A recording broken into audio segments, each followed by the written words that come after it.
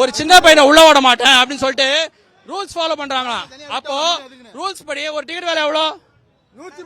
எதுக்கு நீ 1000 ரூபாய் வாங்கின? 100 டிக்கெட் நான் வாங்கியிருக்கேன். 100 டிக்கெட் வாங்கியிருக்கேன். இந்த தியேட்டருக்கு 3 லட்சம் செலவு பண்ணி நான் ஆட் பண்ணிருக்கேன். என்ன நீ விட மாட்டேன்ற? நீ கேட்டா ரூல்ஸ் பேசுறீங்க. ரூல்ஸ் எதுக்கு 3000 ரூபாய்க்கு டிக்கெட் விக்கிறீங்க? ரூல்ஸ் பேசுறீங்க.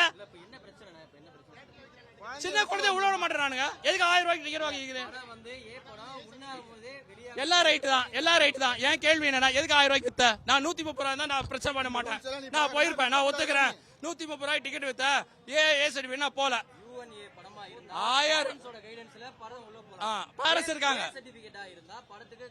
எதுக்குப்பா 1000 ரூபாய் டிக்கெட் விக்கிறீங்க? எது 1000 ரூபாய்க்கு விக்கிறதா? நான் ஏன் கேள்வி 1000 ரூபாய்க்கு ஏன் வித்தீங்க? 1000 ரூபாய்க்கு ஏன் வித்தீங்க? ஆமா 1000 ரூபாய் கொடுத்து வாங்கினேன். ஆமா நான் கேள்வி கேட்டேனே, இல்லன்ட்டாங்களே.